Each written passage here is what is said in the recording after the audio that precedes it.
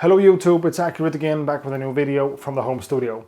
In this one I'm going to take a look at Arturia's new software instrument called Pigments.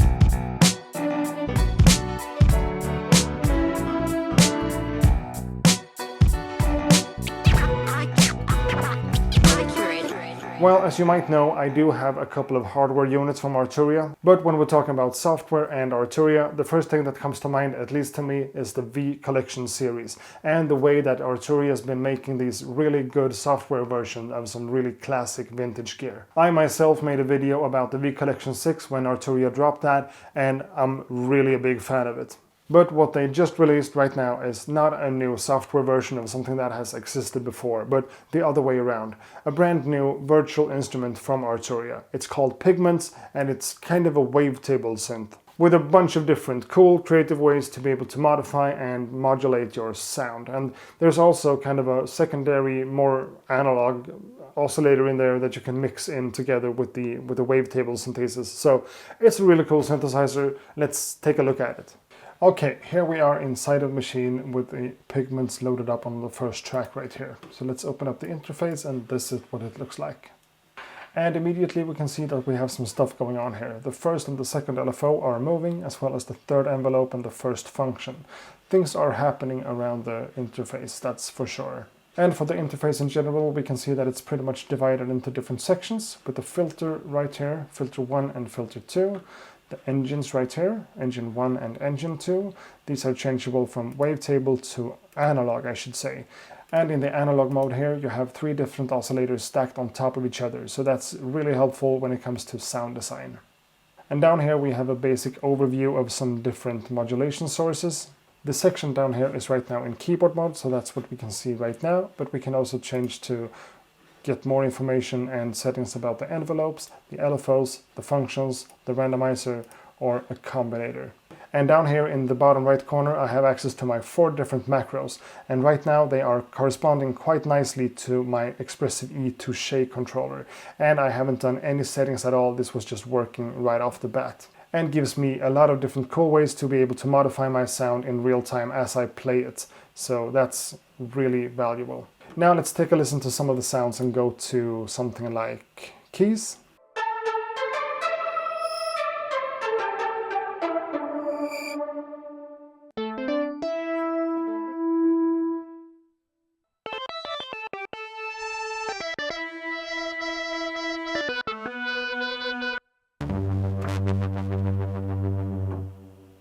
So basically a bunch of presets right there that are usable right off the bat. I just happen to use the Touché quite a bit right now because it works that fluidly together with Pigments.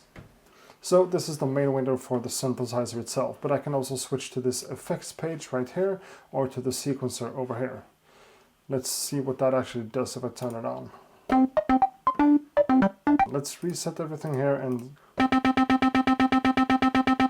so up here I can change the pitch of my different notes. Let's try something like that. Okay, then I can change the velocity of the different steps as well. And let's change the length of some of the notes, just a little bit. And let's add a slide to that one.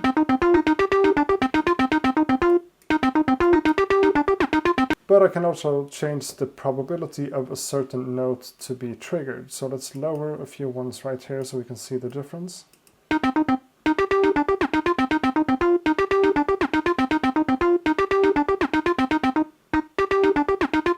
Now, of course, this is just a side note, but it's kind of fun to play around with. Let's turn it off again and go back to the synth mode.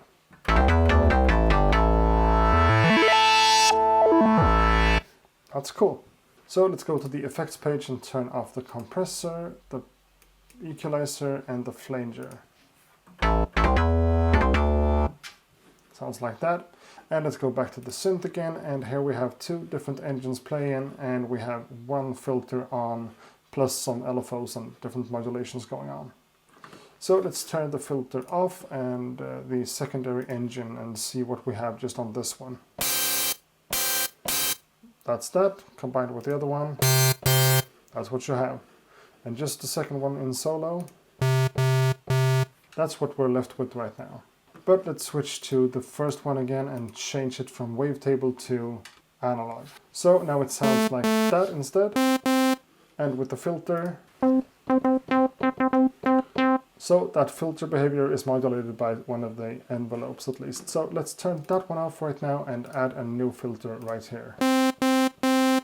So one of the strong points about the synthesizer to me is the ease of use when it comes to modulating stuff. So on this one, say that I want to modulate this like that. I can just hit the little plus sign here, and then I can change whatever value I want to change that one and how much. So it's kind of straightforward process. So let's go for envelope 3 and put that to a maximum value of 1. Something like that, but I want to change how the envelope behaves. So that's the third one right here. Now let's do something more crazy here and add one of the effects and try to modulate that with one of the LFOs. So let's go for something like a delay. And I want to modulate this time division setting right here.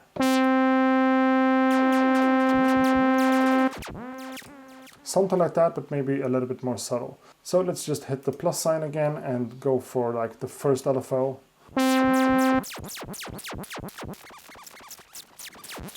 Maybe even less.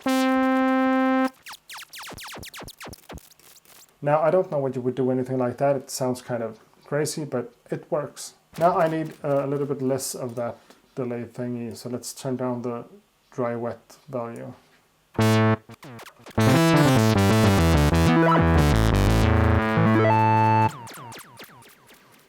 Yeah. Now what I did before was that I turned off filter 1. So let's turn that back on and see what it does. Yeah, that's the constant moving thing.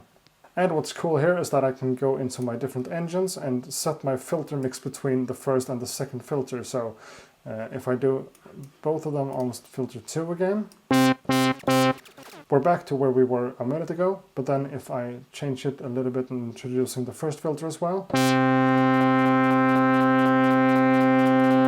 I get a little bit of that on one of my engines, or let's do it on the other one as well. So you see, that's a really nice and fast way to be able to get some modulation and some movement in your different sounds. So now let's just start over from the beginning and open up a new kind of sound. And this one has a lot of cool pads, so let's open up a pad and search for a nice one. So yeah, something like that. Let's start with one engine.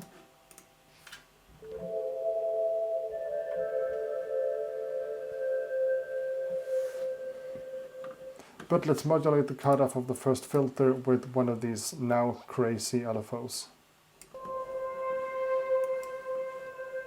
And for a sound like this, I think it's kind of useful to use these ones instead. That actually has to do with the wavetable synthesis. So I can introduce a little bit of FM modulation.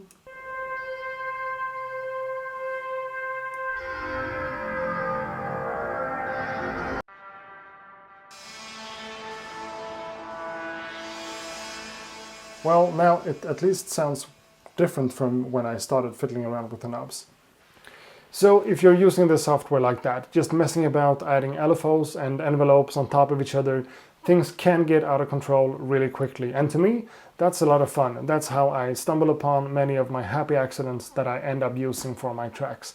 But of course, you can also slow down the process and add a little bit of LFO here and some envelope changes here and there and come up with a really refined sound if that's how you want to work. I really enjoy a lot of the presets that comes with Pigments, and I think the whole synthesizer sounds very, very good right off the bat. I also know that I'm going to use Pigments a lot when it comes to my more experimental stuff, when I want to come up with something like a sound effect or a really, really crazy synth lead sound or something like that. The wavetable synth, that is the core of this instrument, is a really good place to start, and to be able to mix in a little bit of analog, like normal style oscillators on top of that, is really helpful. So those two things, plus the fact that I'm able to work with a bunch of different layers of modulation without getting a severe headache from it, is what sets this instrument apart from many other ones for me. So it sounds really good, and it has a bunch of different presets.